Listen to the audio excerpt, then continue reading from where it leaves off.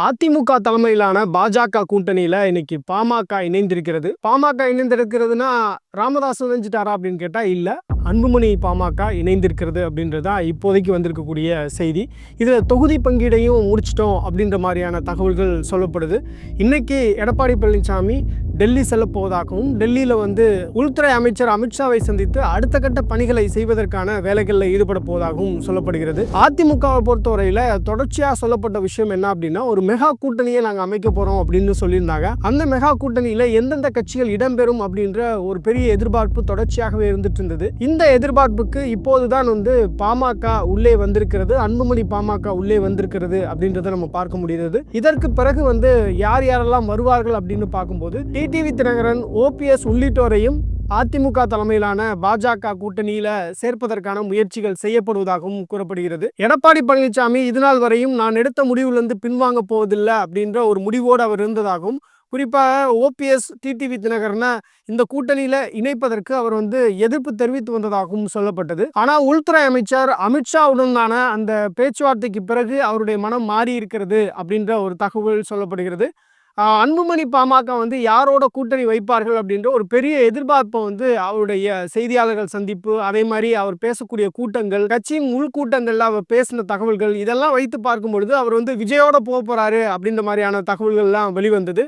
குறிப்பாக அந்த கரூர் துயர சம்பவத்தின் போது அவர் விஜயை தொடர்பு கொண்டு தன்னுடைய அனுதாபத்தையும் ஆறுதலையும் தெரிவித்ததாகவும் சொல்லப்பட்டது. அதன் அடிப்படையில் பார்க்கும் பொழுது உங்களுக்கு விஜயோட அன்புமணி கூட்டணி போவார், அப்போ தாவேகா அன்புமணி கூட்டணி அப்படின்றது மிகப்பெரிய அளவில் பேசப்படும் 2026 அப்படின்ற ஒரு தகவல்லாம் பேசப்பட்டுட்டு வந்தது. ஆனால் அதற்கெல்லாம் முற்றுப்புள்ளி வைத்து இன்னைக்கு அதிமுக கூட்டணியில் போய் அவர் இணைந்திருக்கிறார் அப்படின்றத பார்க்க முடியுது. அன்புமணி ஒவ்வொரு கட்சி கூட்டங்கள்லையும் சொன்ன இன்னொரு முக்கியமான விஷயம் என்ன அப்படின்னா, அதிகாரத்திலும் பங்கு, ஆட்சியிலும் பங்கு அப்படின்ற மாதிரியான ஒரு விஷயத்த தொடர்ச்சியாக அவர் பேசிட்டு வந்தார். இங்கே இருக்கக்கூடிய நிறைய நம்மளுடைய உறவுகள் அமைச்சர்களாக மாறுவீங்க அப்படின்ற ஒரு உத்தரவாதத்தெல்லாம் கொடுத்தாரு. ஆனால் அந்த உத்தரவாதம் 2026 சாத்தியமா அப்படின்ற ஒரு கேள்வியும் இருக்குது. ஏன்னா தம்பிதுரை அவர்கள் ரீசெண்டாக அதிமுகவுடைய பொதுக்குழு செயற்குழு கூட்டம் நடந்தது. அதற்கு முன்பு செய்தியாளர்களை சந்திக்கும் போது கூட கூட்டணிக்கு வேண்டுமென்றால் சாத்தியம் உண்டே தவிர கூட்டணி ஆட்சி அப்படின்றது நிச்சயமாக தமிழ்நாட்டில் சாத்தியமே இல்லை அப்படின்னு சொல்லியிருந்தாரு. அப்படி இருக்கும்போது அதிமுக அன்புமணி கேட்டதுக்கு இணங்க அவங்க அதிகார பகிர்வுலாம் கொடுப்பாங்களா அப்படின்னு கேட்டால் நிச்சயமாக கிடையாது. 2021 சட்டமன்ற தேர்தலில் பார்த்தோம்னா பாமக 23 இடங்களில் போட்டி போட்டு 5 இடங்களில் வெற்றியை சாத்தியப்படுத்தியிருந்தனர். இந்த கூட்டணி உடன்பாடு எட்டப்பட்டதற்கு பிறகு எடப்பாடி பழனிசாமி பாமகவும் அதிமுகவும் ஒரு இயற்கையான கூட்டணி, ஒரு நேச்சுரல் அலைன்ஸ் அப்படின்ற கருத்தை தெரிவிச்சிருந்தாரு. அன்புமணி ராமதாஸ் தொண்டர்கள் விரும்பிய கூட்டணி அதிமுக பாமக கூட்டணி அப்படின்ற ஒரு விஷயத்த சொல்லியிருக்கிறாரு. இப்ப இதற்கு பிறகு பாத்தீங்க அப்படின்னா இப்ப ராமதாஸுடைய கதி என்ன? இப்ப ராமதாஸ் யாரோட கூட்டணி வைக்க போறார்? இப்போ அண்மை காலமாக பார்த்தீங்க அப்படின்னா திமுக அரசை அவர் விமர்சனமே பண்ணவே இல்லை அப்படின்னு சொல்கிறாங்க. அப்போ ராமதாஸ் தலைமையிலான பாமக திமுகவோட கூட்டணிக்கு போக போகிறாங்களா, இல்லை அவங்கள கன்வின்ஸ் பண்ணி அதிமுக தலைமையிலான பாஜக கூட்டணிக்கு கொண்டு வர போகிறாங்களா அப்படின்ற ஒரு பெரிய எதிர்பார்ப்பு அப்படின்றது எழுந்திருக்கிறது. இப்போ ராமதாஸை பொறுத்தவரையில் ராமதாஸுக்கும் அன்புமணி ராமதாஸுக்கும் இடையே ஒரு கருத்து மோதல் முற்றி இன்னைக்கு அவர்களுடைய குடும்பமே இரண்டாக பிரிந்து இருக்கிறது அப்படின்னு சொல்லலாம். ராமதாஸ் அவர்கள் அவருடைய மகள் குடும்பத்தோடு நெருங்கி அவர் இருந்துட்டு இருக்காரு. அன்புமணி ராமதாஸ் அவர் இந்த குடும்பத்திலிருந்து பிரிந்து போய் அவர் தனியாக அவர் செயல்பட்டு இருக்காரு. ராமதாஸை பொறுத்தவரையில் அவர் கடுமையான விமர்சனங்களை அவர் அன்புமணி மேலே தொடர்ச்சியாக முன்வைத்து வருகிறார். என்னுடைய பிள்ளையே இல்லை அப்படின்ற அளவுக்கு அவர் பேச ஆரம்பிச்சிட்டாரு. இப்படி இருக்கும் பொழுது ராமதாஸை கன்வின்ஸ் பண்ணி இந்த அதிமுக தலைமையிலான இந்த என்டிஏ அலைன்ஸுக்குள்ள கொண்டு வந்துட முடியுமா அப்படின்றது ஒரு பெரிய கேள்விதான். ஆனால் அதற்கான முயற்சியை இப்போ சிவி சண்முகம் உள்ளிட்டோர் எடுக்க போவதாக சொல்கிறாங்க. ராமதாஸ் அவர்களை நேரடியாக சந்தித்து இந்த கூட்டணிக்கு வரணும் அப்படின்ற ஒரு விருப்பத்தை தெரிவிக்க போகிறதாக சொல்கிறாங்க.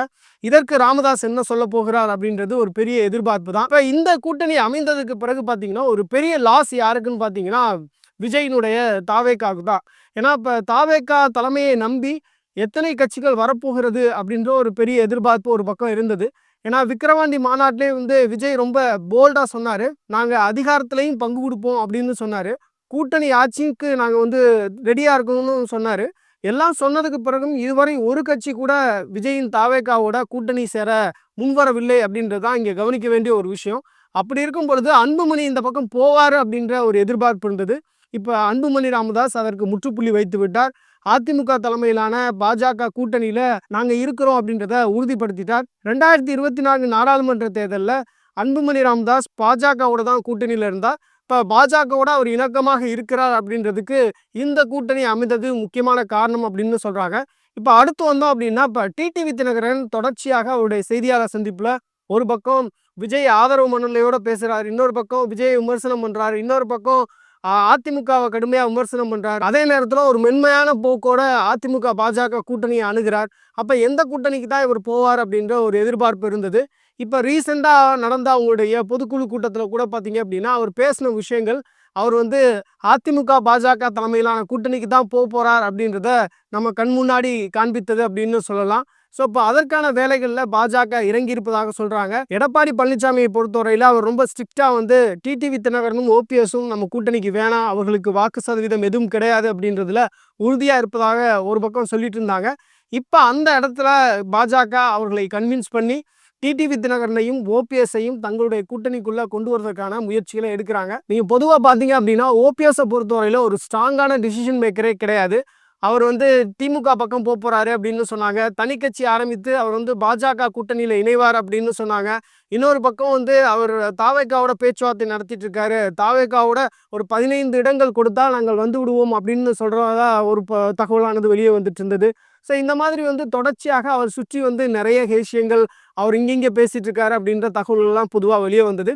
இப்போ பார்த்தீங்க அப்படின்னா அவர் என்டி அலைன்ஸ்குள்ளே தான் போறாரு அப்படின்ற ஒரு தகவலானது கிடைத்திருக்கிறது. இப்போ டிடிவியும் ஓபிஎஸும் என்டி அலைன்ஸ்குள்ளே போயிட்டாங்க, அன்புமணி ஆல்ரெடி போயிட்டாரு அப்படின்ற பட்சத்தில் உங்களுக்கு தாவேகா தனித்து விடப்படுவதற்கான வாய்ப்பு இருக்குது.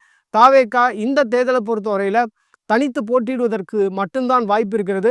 அதே நேரத்தில் பார்த்தீங்கன்னா இப்போ கிருஷ்ணசாமி உள்ளிட்டோர் ஆதரிப்பதற்கான வாய்ப்பு இருக்குது. சிறிய சிறிய கட்சிகள் ஆதரிப்பதற்கு வாய்ப்பு இருக்கே தவிர ஒரு முகம் தெரிந்த ஒரு செல்வாக்கு உள்ள தலைவர்கள் இல்லை ஒரு சமூக பின்புலத்தோடு இருக்கக்கூடிய ஒரு கட்சிகள் தாவேகாவை ஆதரிப்பதற்கான சூழல் அப்படின்றது இன்னைக்கு இல்லை அப்படின்றது தான் யதார்த்தமான உண்மை. அதிமுக பாஜக தலைமையிலான என்டிஏ பாமக அப்படின்னு நிறைய விஷயங்கள் பேசியிருக்கோம். அதே நேரத்தில் தாவேகாக்கு இருக்கக்கூடிய ஆப்ஷனை பற்றியும் பேசியிருக்கோம். இந்த வீடியோ பற்றி நீங்கள் என்ன நினைக்கிறீங்க அப்படின்றத கமெண்ட் செக்ஷனில் சொல்லுங்கள்.